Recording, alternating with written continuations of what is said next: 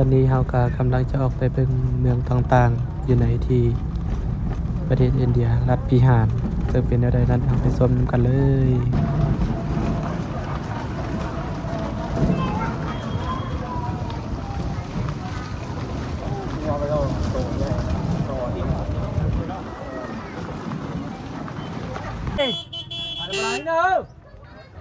तू कायला रोखले बड़ा बड़ा बेटा बड़ा हो गया तो जाते चलो बड़ा हो ओके ओके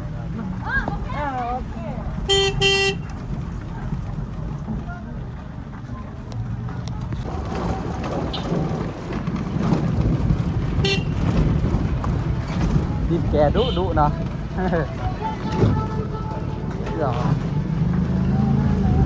ดีแกก็คือว่าใครอยู่มาในคำนี้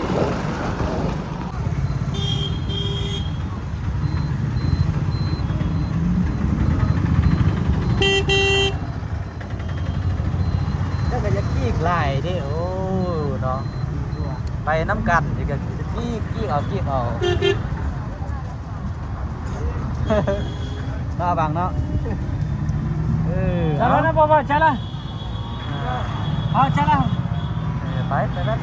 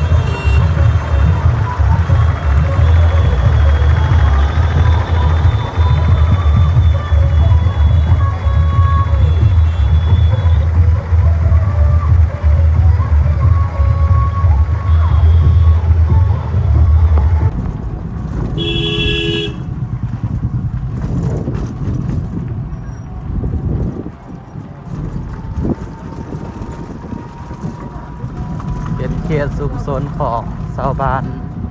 ที่อยู่อาศัยในเขตนี้หลังคาของเขาเจ้าก็สิเฮ็ดเป็นคือเป็นกาบลำมะงอยใส่กันเนาะ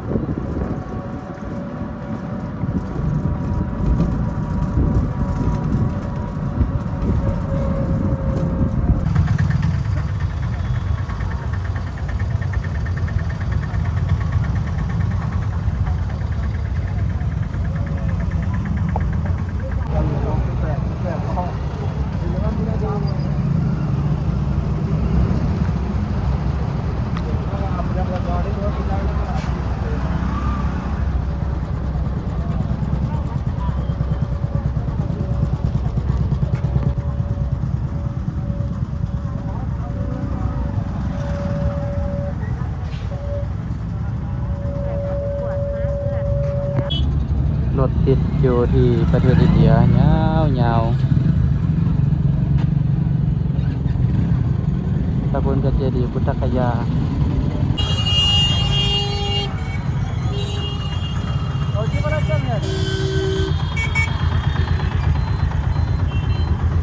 हां तो हम पाले में हमें ले पाले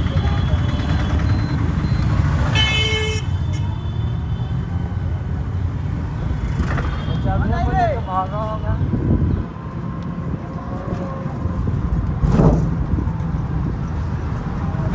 चलो ตอนนี้เรามา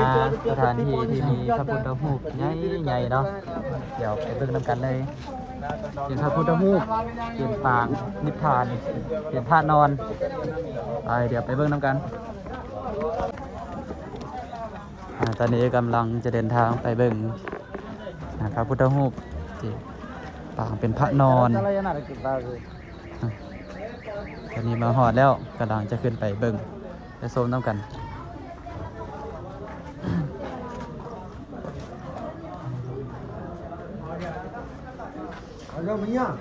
มันอยู่สันเทิงคุณเนาะถ้าตอนได้ขึ้นไปเบิ่ง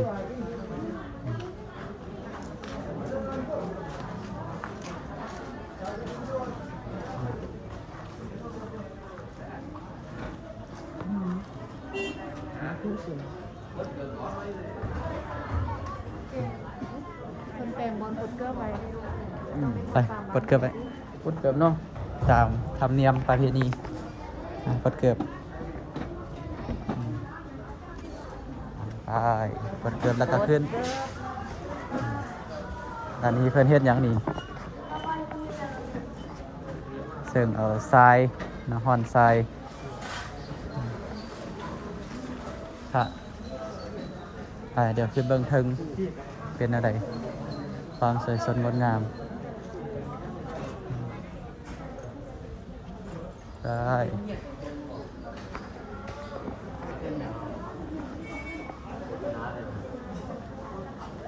เป็นพระพุทธรูปทางในนี้เดี๋ยวพาขึ้นไปเบิ่งเทิง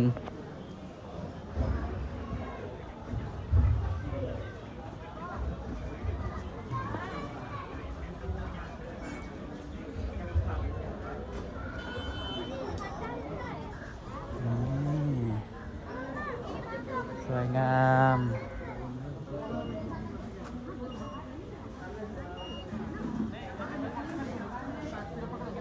เป็นพระพุทธรูปปางนิพพานหรือว่าพระนอนตามกันเฮายาวเติบจะได้นี่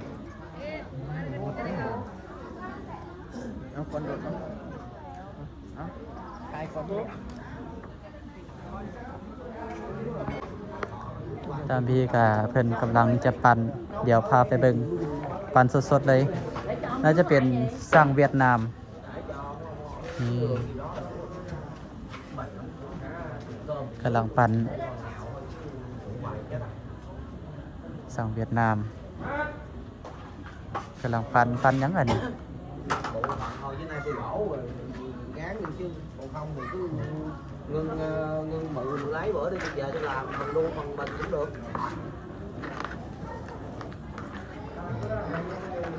gì đâu กันหูทางนี้พระก็เฮ็ดเนี่ยนี่อันนี้เป็นพระเป็นเนรของข้าเจ้านี่ลาดน้ำปูนไปก่อน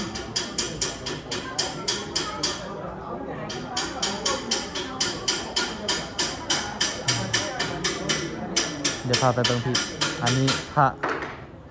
เป็นสั่งเสื่อมสั่งจอด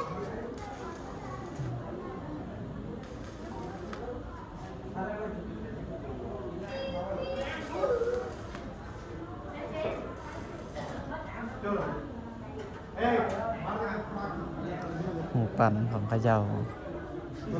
อันนี้ใส่สีเป็นที่เรียบร้อยแล้ว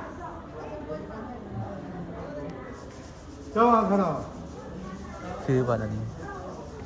คือหุบเนาะคือหุบปั่น